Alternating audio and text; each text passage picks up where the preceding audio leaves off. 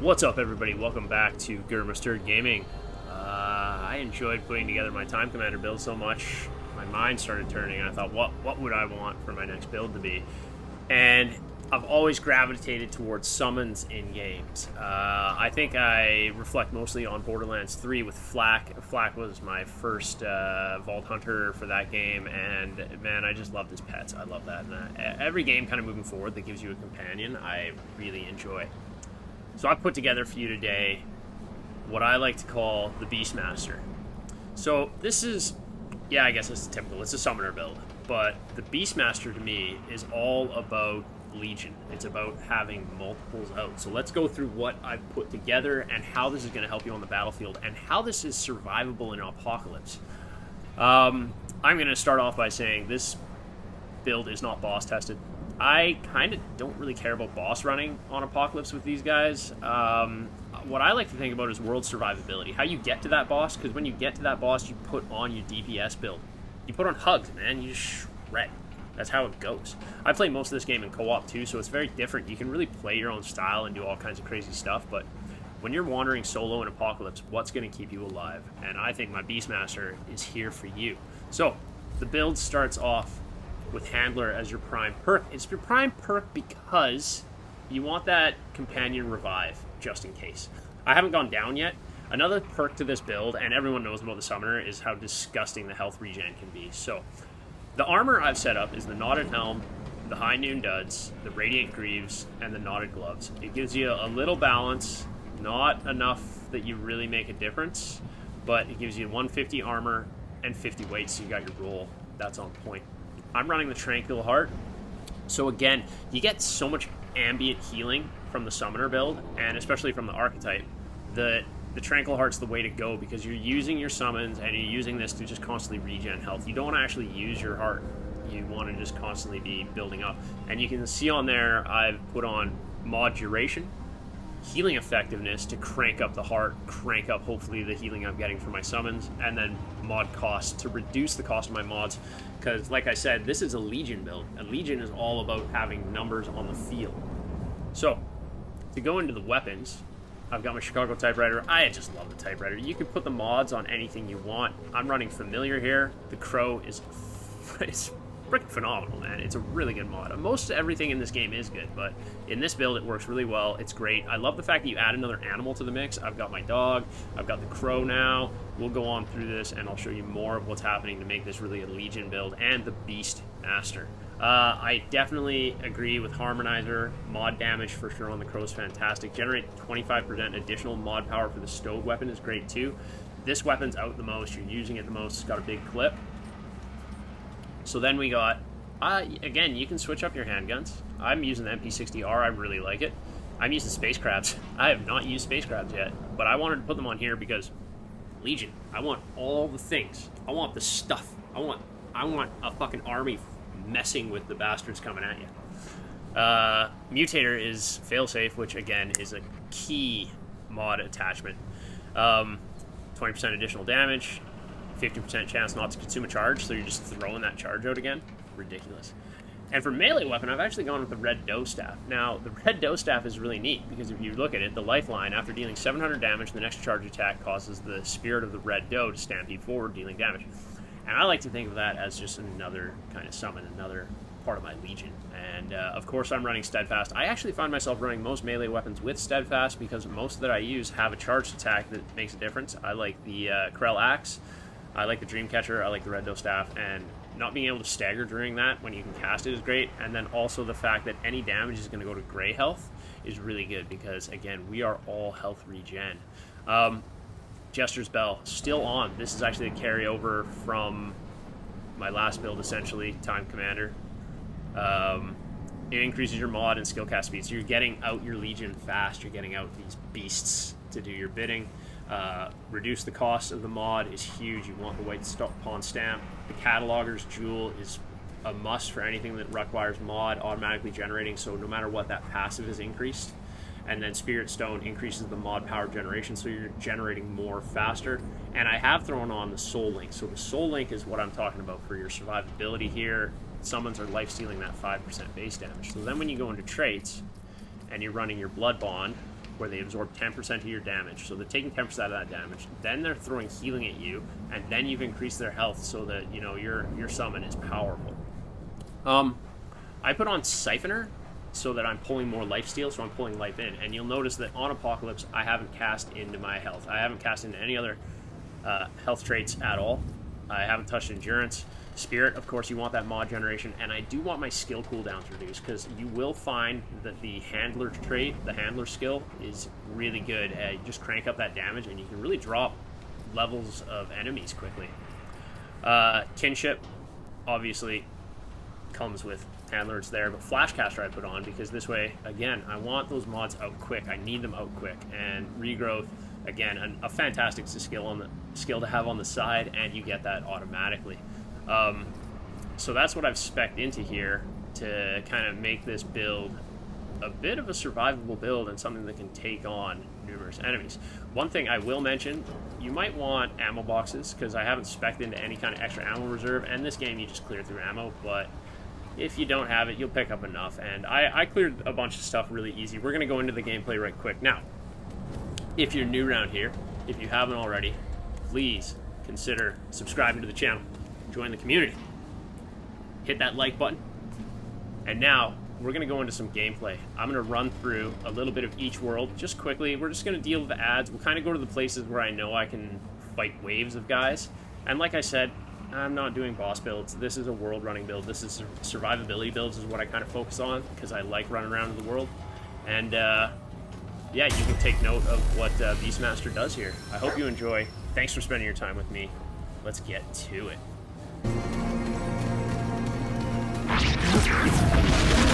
Here we go.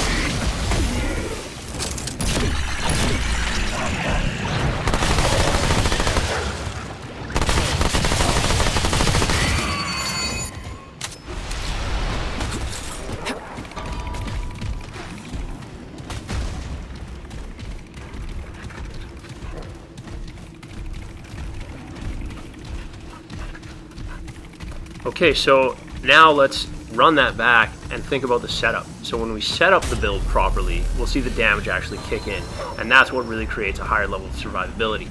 The idea of getting your summon out, popping both your mods, and then proccing the skill from Trainer is what will help you nullify enemies faster, and when you have groups of them.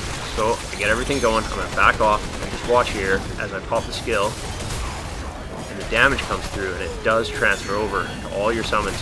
Because realistically, these guys just got liquefied. And you think about playing a co-op, you're now what? You've got 10 helpers, something like that, when you count all the little crawlers, and you just keep putting them out. You're really only shooting to build mod power. You just want to keep those guys out, get the crow out, and just keep letting your army, letting your beasts just decimate and take care of everything for you. You want to essentially be able to make time to watch your back and work on your positioning and getting away, because you're killable. Yeah, this is Apocalypse. You're not going to live forever, but it's also a high survivability build, and we'll get into that later. Once we step into Yeisha after this quick segment, you can see why this build has an ability to be very survivable.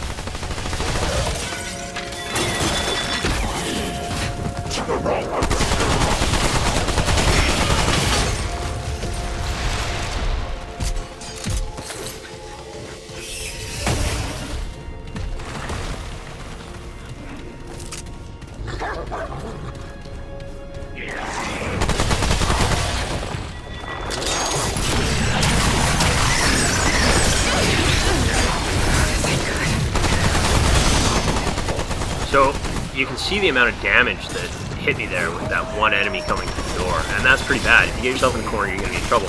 But the other aspect is, look at how quick the health is coming back. I'm not using relics. This is just pure healing coming out of the build, and that is part of your survivability build. Now, the reason it's a good survivability build, like I said, that's coming up in Yeisha in just a sec here. We'll show you what's going on. I'm just going to have a little sip of my soda here and get myself moving to the next world to better explain how this build can keep you in the battlefield longer.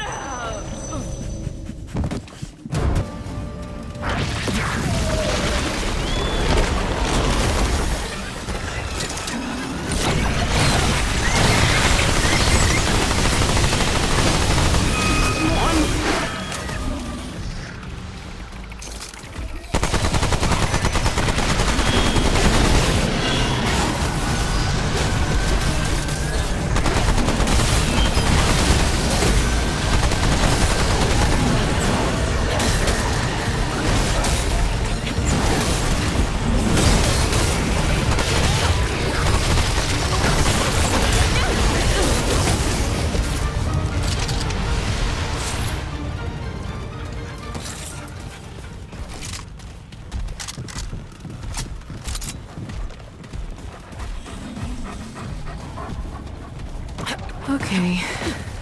This isn't looking good.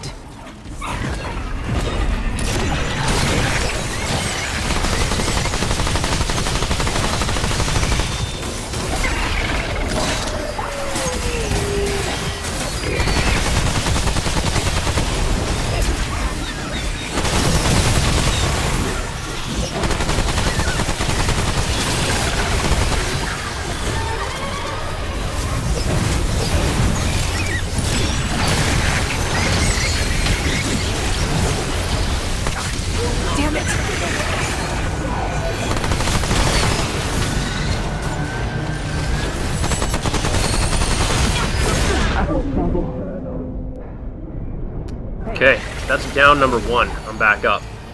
Keep track, keep count, full run through, won't use a single relic heart, but how many times do I come back and stay in the field because of the beasts that help you out? Mostly because you're trainer skill, obviously. And that's why you put that there for the prime perk, because you're going to stay in it. And I kid you not, you're going to notice that twice more in this one run. No resets, no cuts, just happens. I'll speed up a little bit to get through it. I'm not popping my skill as much primarily in this and kind of allowing myself to take a bit more damage and not utilizing them the way they are to show that, you know, you stay alive long enough, you keep going, that skill resets, you just keep coming back up.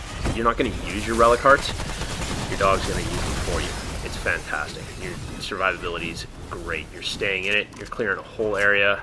This is, I always come to Imperial Gardens because it has such a high concentration of elites, and we're taking that on all the way through this.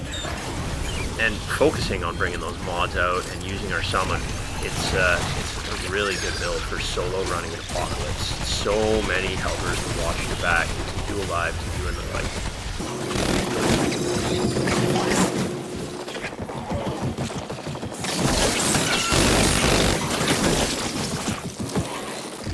Okay, we've sped up, and we haven't gone that far at all, really. I'm going to go down immediately here. I just get nicked. I get one projectile, one melee, and up right away. So yeah, you could say that you should be running a build where you don't go down at all anyways, but if you've played this game and you've played it solo, you get in situations crazy. I always like to say that it's when enemies are behind you, and the survivability of the Beast Master comes from the prime perk off of Trainer. The fact that the dog is going to bring you back, numerous times. I got one more coming, so we'll speed up to that, and we'll see a third res, a third increase to make sure that I stay in this run and I clear this run. I'm not even, again, like I said, I'm not even popping this perk really. I'm not setting my setting up the build properly. I'm just running this, I'm going down, I'm just showing you can survive right through the world. You can make it. It's incredible what you can do when you put the builds together properly and play them properly. So you also tie in like your skill and ability as a good player in Apocalypse. Like you could really last with this one, and you really have some fun because a lot of it you just commanding your minions and letting them do all the work. You know, once they're out, once your golem's on reset or whoever you pulled in off the summoner archetype, they're on your own for a minute, but then you get them back and you're pretty much a force.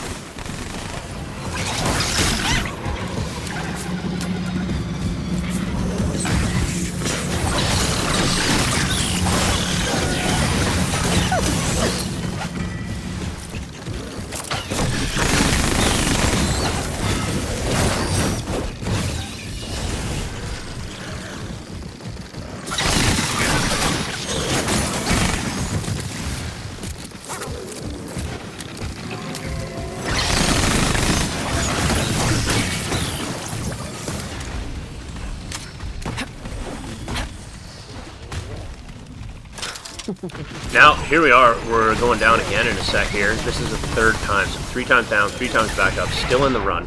I don't finish this run. I wrap it up pretty quick. I hit the stone, and then we just head to Nerud to wrap out this little video here. It's insane. You're constantly coming back. You don't stop. And, you know, when you go down, you got other minions to take out the enemies that are lingering, the ones that might have downed you. You come back, and you're ready to roll. You got lots of healing, you got lots of regen, and you can push the build into a position with lots of damage as long as you do your setup properly. I really enjoy Beastmaster. I really enjoy all summon builds, but this one especially. So I think when we hit Nerud, we'll do a quick little jaunt with the Red Doe. We'll pull out the final, it's not really a summon, but the final beast, and it does count in my opinion. And just see how it stacks up against, in my opinion, one of the hardest biomes in the game.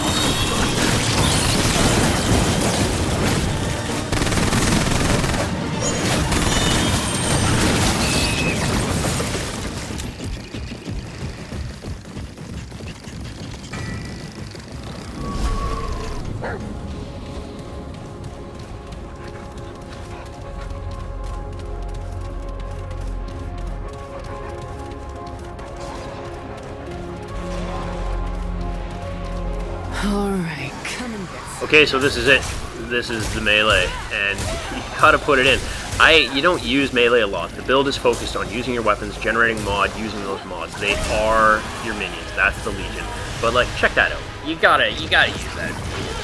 There's no other melee weapon that really stacks up. It just suits the build so well. I'm so happy about it.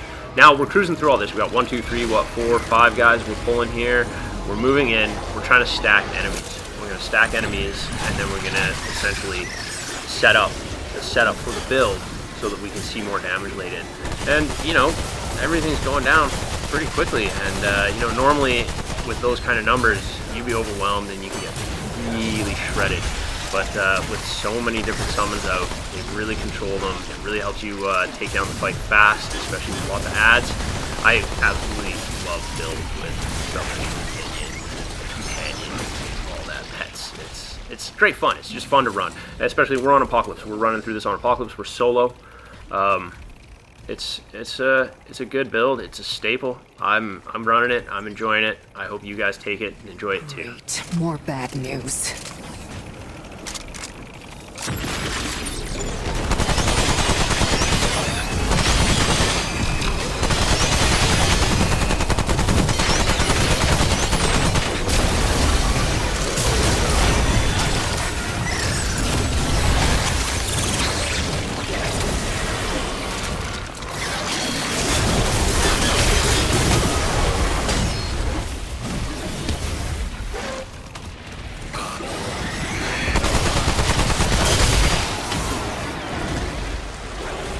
so we're coming into our last encounter here before we head back to the ward and wrap this little build video up.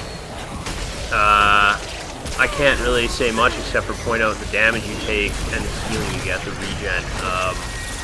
We've seen so many summoner builds that do utilize that properly, and I think Beastmaster kind of stands out because you're not really, your damage isn't you, your damage isn't your guns, your damage actually is all your summons. I like to think that Legion, you are Legion in this, you have all the guys, like that is near death, and your health just comes back so fast, right up to full. Incredible regen, incredible survivability. Even if I were to go down, I'm coming right back up anyways, and he's got so low health, he doesn't stand a chance. Not with this many summons out, too. So, let me know what your verdict is. Get into the comments. What are the variations? What should I be looking at? I haven't looked up many summoner builds at all. Mostly I just checked out the Hugs builds and essentially some of the melee builds, the melee survivability, Challenger, and Medic. So yeah, get in the comments. What do you like? What should I look at? Where should I go with this? Alright, thanks for tuning in. Alright, so that's a little example of the Beastmaster and all the biomes. Now, again, I think a lot like Time Commander, like, my builds aren't just go in and decimate everything builds. My builds are, like, really fun, kind of focused builds. I think Time Commander is actually one of the more OP builds in the game. It's just so crazy how you can absolutely control the entire battlefield. But, like, if you watched all that and some of the stuff I had to say, like, Yeisha, you go down. But, like, this guy, you go down, you just keep coming back. I didn't use a single Void Heart to heal. No, a single relic, I should say. Void Heart is my favorite relic. If you don't know what that is, go get it. It's amazing. But I didn't use a relic to heal. All your healing comes from the ambient, and there's tons of other stuff you can do with this. Like the idea of running the different summons in different biomes could be really helpful. I could see the Flyers being fantastic against the Fae. I could see the Minion Hollows being really good in Yeisha. I think it's such a great build. It's very high survivability. You can see that one point in Narude where I actually ran through everybody, gathered them all up, pumped up my skills, got the dog perk going, and they just dropped everything like immediately. Like, you're only actually shooting because what you're doing is you want to regen that mod power as fast as possible. And as I figure out ways to tweak this build and add mod generation to it, I will. But like right now, as a solo apocalypse roaming build, this is fantastic. I want to say thanks for coming through. Really appreciate you spending your time with me here today. If you're not already, consider subscribing to the channel. I'm going to have coverage for Remnant 2, probably continuing. I imagine I'm going to have a few more builds coming, and when the DLCs come, I'll be hard up on those. This is my game of the year. I say it in almost all the videos I make about it. I absolutely love what they've done with Remnant here in the world. So come back for more. Do me a huge favor before you take off. Smash that like button. Thanks for tuning in. Adios.